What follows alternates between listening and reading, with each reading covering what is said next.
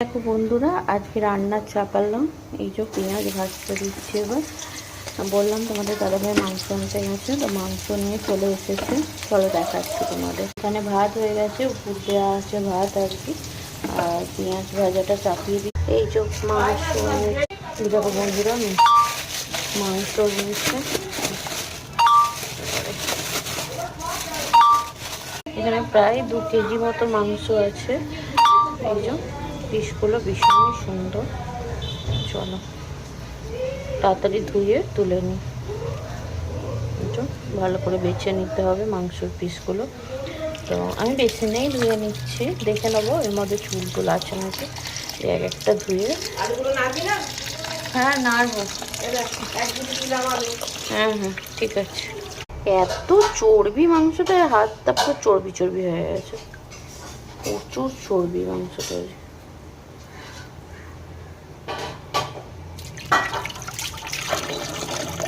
দেখো বন্ধুরা, এতে নুন মাখিয়েছি মাংসে। এবার বেশ খানিকটা টক দই এতে মাখিয়ে দেবো। মানে 2 কেজি মাংস, কিন্তু অতটা টক দই আমার কাছে নেই। যতটা আছে ততটাই মাখিয়ে রাখি। ঠিক আছে।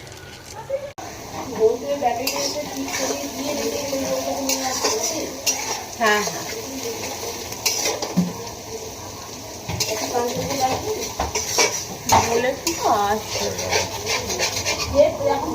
বন্ধুরা, এখানে আদা জিরে বাটা কাঁচা লঙ্কা দিয়ে বাটা আছে। এটা একটুখানি এর মধ্যে মাখিয়ে রাখবো আমি। এই যে এই 4টে মতো রসুন, এটাকে ছেঁচে নেবো। এবার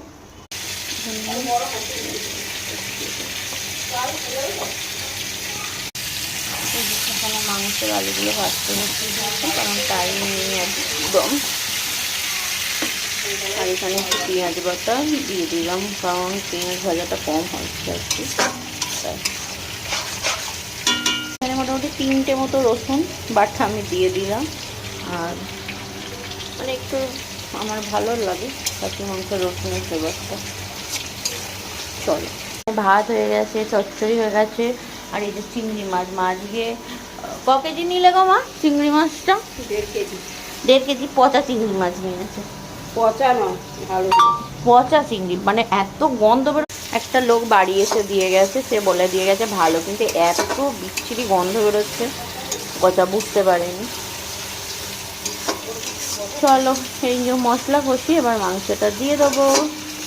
তো ততক্ষণের জন্য একটু রেস্ট নিয়ে নিই, মশলাটা কষানো হোক। সবাইকে টাটা।